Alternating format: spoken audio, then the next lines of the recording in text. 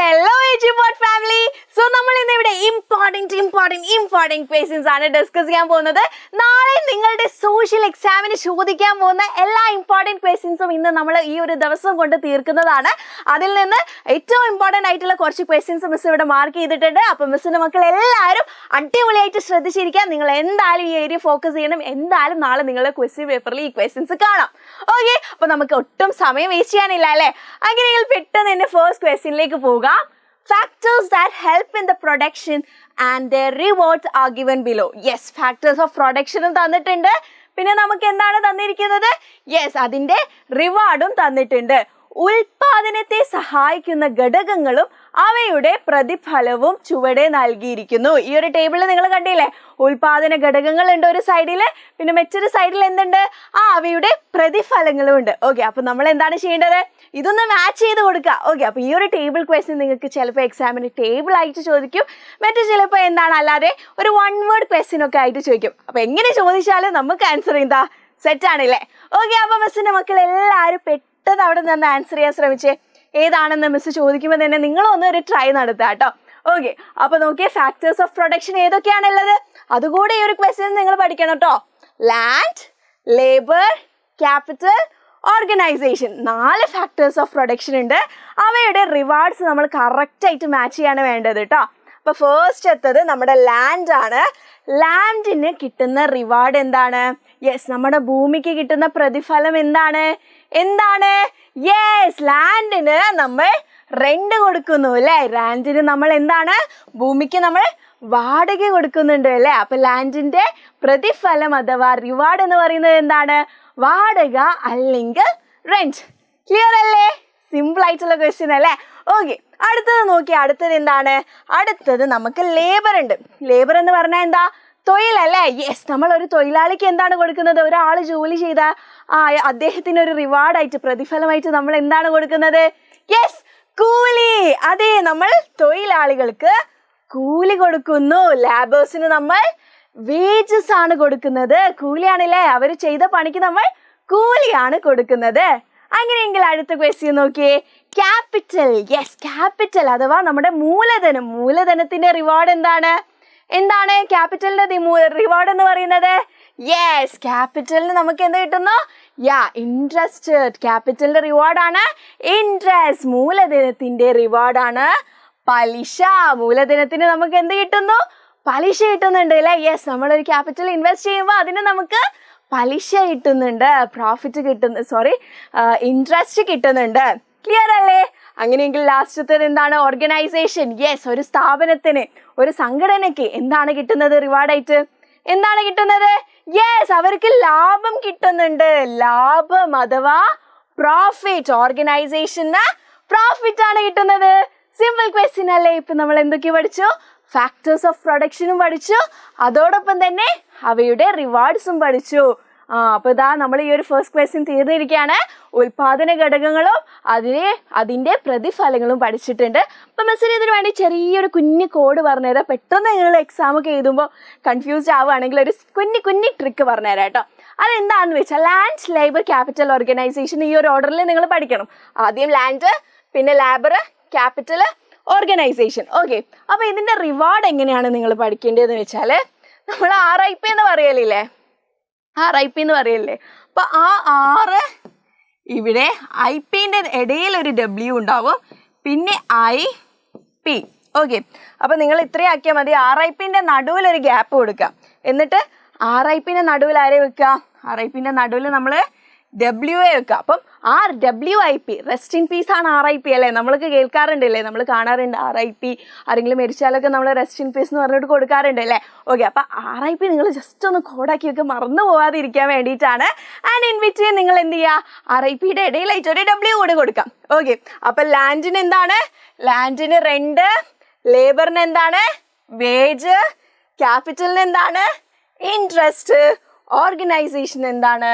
Profit. Clear അല്ലേ? Yes, അപ്പൊ നമ്മൾ RIP-യുടെ എന്ത് പഠിച്ചു? ഫാക്ടേഴ്സ് ഓഫ് പ്രൊഡക്ഷന്റെ റിവാർഡ്സ് എന്താണെന്ന് പഠിച്ചു, അതിന്റെ പ്രതിഫലങ്ങൾ എന്താണെന്ന് പഠിച്ചു. ക്ലിയർ അല്ലേ? ഫസ്റ്റ് ക്വസ്റ്റ്യൻ ക്ലിയർ അല്ലേ? ഓക്കെ, അപ്പൊ നമ്മൾ അടിപൊളിയായിട്ട് കുറച്ച് മാർക്ക് സ്കോർ ചെയ്ത് കയ്യിലാക്കിയിരിക്കുകയാണ്. അങ്ങനെയെങ്കിൽ സെക്കൻഡ് ക്വസ്റ്റ്യനിലേക്ക് പെട്ടെന്ന് തന്നെ പോവാം. Okay, Which are the natural resources included in land as a factor of production? Complete the word web. Yes, ഇവിടെ ഒരു വേർഡ് വെബ് തന്നിട്ടുണ്ട്. അപ്പം മിസ് ഇവിടെ ആൻസേഴ്സ് കൊടുത്തിട്ടുണ്ട് കേട്ടോ. അപ്പം ഇവിടെ എംപ്റ്റി ആയിട്ടായിരിക്കും ഉണ്ടാവുക. അപ്പം മിസ്സിൻ്റെ മക്കൾ എന്ത് ചെയ്യണം? അത് കംപ്ലീറ്റ് ചെയ്യണം. എന്താ നമ്മൾ ചെയ്തിരിക്കേണ്ടത്? ഉൽപാദന ഘടകമായി ഭൂമിയിൽ ഉൾപ്പെടുത്തിയിരിക്കുന്ന പ്രകൃതി വിഭവങ്ങൾ ഏതൊക്കെയാണ്?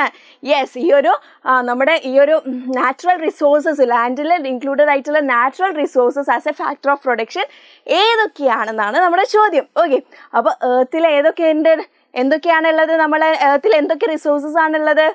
എന്തൊക്കെയാണുള്ളത്? നമുക്ക് ഫസ്റ്റ് തന്നെ എന്ത് ചെയ്താൽ നമ്മുടെ മണ്ണിനെ എഴുതാം അല്ലേ? സോയിൽ അഥവാ മണ്ണ്. പിന്നെ എന്തുണ്ട്? ആനിമൽസ്. യെസ്, മൃഗങ്ങളുണ്ട്. മൃഗങ്ങൾ ഇതൊക്കെ നമ്മുടെ ഭൂമിയിലുള്ള റിസോഴ്സ് ആണ് അല്ലേ? യെസ്, നമുക്ക് എല്ലാവർക്കും ഉപയോഗിക്കാൻ പറ്റുന്ന, നമ്മൾ ഈ ഒരു പ്രൊഡക്ഷന് വേണ്ടിയിട്ട്, അതായത് ഒരു സാധനത്തിന്റെ ഉൽപാദനത്തിന് വേണ്ടിയിട്ട് നമ്മൾ ഉപയോഗിക്കുന്ന സാധനങ്ങളാണ് ഈ ഒരു റിസോഴ്സസ് അല്ലേ? യെസ്, അവ ഏതൊക്കെയാണ്? സോയിൽ, മണ്ണ്, ആനിമൽസ്, മൃഗങ്ങൾ, പിന്നെ ഫോറസ്റ്റ് എന്ന് പറഞ്ഞാൽ എന്താണ്? കാട് അല്ലേ? യെസ്, ഉൽപാദനത്തിൽ എങ്ങനെയാണ് കാടിനെ നമ്മൾ യൂസ് ചെയ്യുക? കാട്ടിൽ നിന്ന് നമ്മൾ മരങ്ങളൊക്കെ വെട്ടി മുറിച്ചിട്ട് നമ്മൾ പേപ്പേഴ്സ് ഒക്കെ ഉണ്ടാക്കുന്നുണ്ട് അല്ലേ? അപ്പോൾ ആ വുഡ്, പേപ്പറൊക്കെ നമുക്ക് എടുക്കാൻ പറ്റും. പിന്നെ എന്താണ്? വാട്ടർ, വെള്ളം അല്ലേ? വെള്ളം അഥവാ ജലം. യെസ്, അപ്പം ഈ 4 കാര്യങ്ങൾ ഓർത്ത് വെക്കാം കേട്ടോ. ഇതൊരു ഇമ്പോർട്ടൻ്റ് ആയിട്ടുള്ള ക്വസ്റ്റ്യൻ ആണ്. അപ്പം മിസ്സിൻ്റെ മക്കൾ എല്ലാവരും അടിപൊളിയായിട്ട് ശ്രദ്ധിച്ചിരിക്കണം കേട്ടോ. So which are the natural resources included in land? എവിടെയാണ് ലാൻഡ്? ലാൻഡ് എന്ന് പറഞ്ഞാൽ എന്താണ്? നമ്മുടെ എർത്തിൽ തന്നെ അല്ലേ? As a factor of production. Yes, ഉൽപാദന ഘടകമായിട്ട് ഇൻക്ലൂഡ് ചെയ്തിട്ടുള്ള, ഭൂമിയിൽ ഉൾപ്പെടുത്തിയിരിക്കുന്ന പ്രകൃതി വിഭവങ്ങളാണ് നമ്മളോട് ചോദിച്ചിരിക്കുന്നത്. അപ്പോൾ അവ ഏതൊക്കെയാണ്? സോയിൽ, ആനിമൽസ്, ഫോറസ്റ്റ്, വാട്ടർ, മണ്ണ്, മൃഗങ്ങൾ, കാട്, വെള്ളം.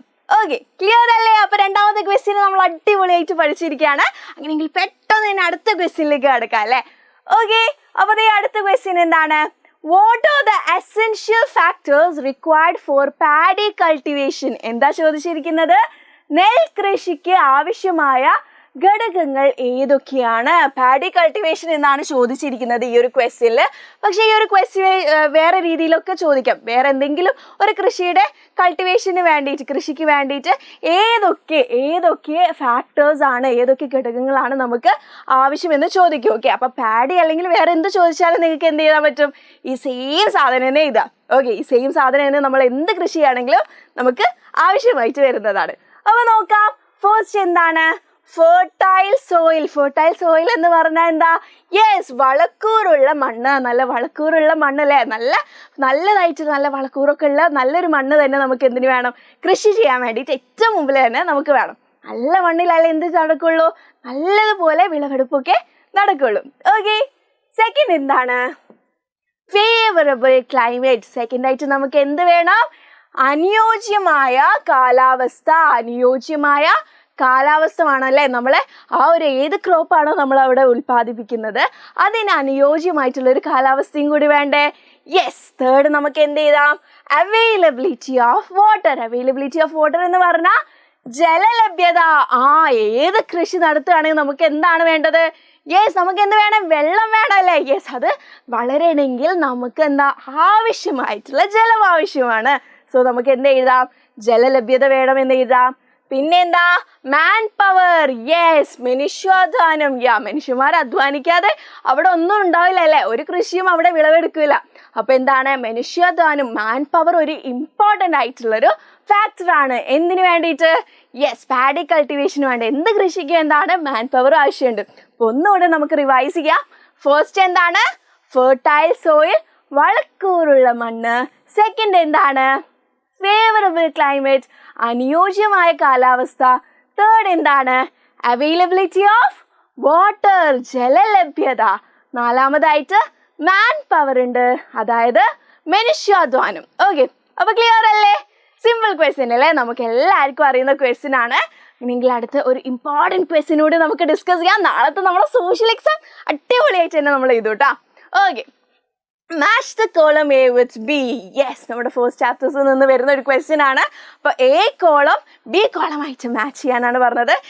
ഇവിടെ ഒരുപാട് ആളുകളുടെ പേരൊക്കെ കൊടുത്തിട്ടുണ്ട് അല്ലേ? അപ്പൊ ഇവരെ നമ്മൾ എന്ത് ചെയ്യണം? ഈ ബി കോളമായിട്ട് ഒന്ന് മാച്ച് ചെയ്ത് കൊടുക്കണം.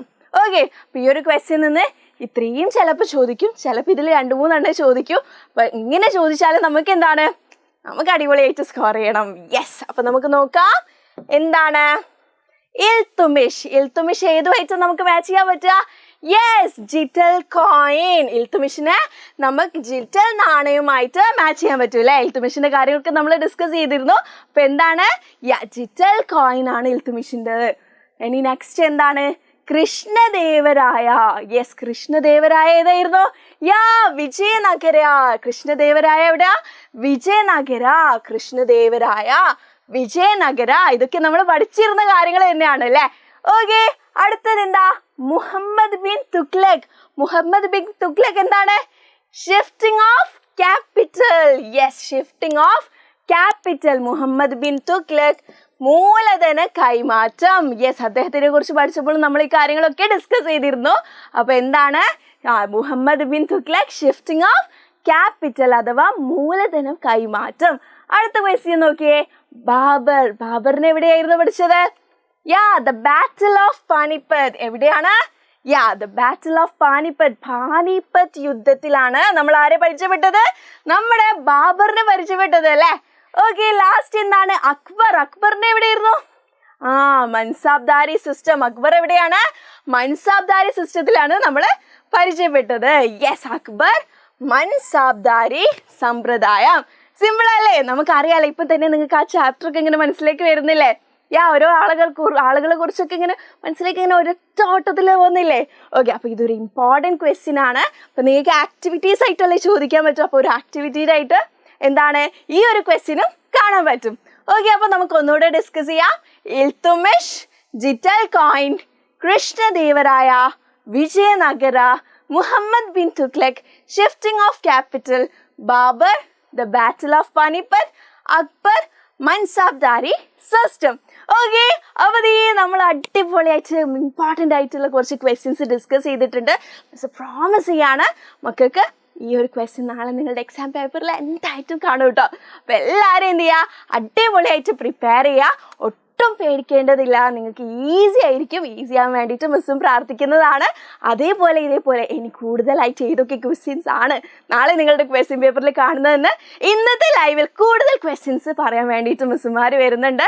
മിസ്സും സാറും കൂടെ വരുന്നുണ്ട് കേട്ടോ. അപ്പം എല്ലാവരും രാത്രിയത്തെ ലൈവ് അറ്റൻഡ് ചെയ്യുക. അങ്ങനെയാണെങ്കിൽ നാളത്തെ എക്സാം നമ്മൾ പൊളിച്ചടക്കും.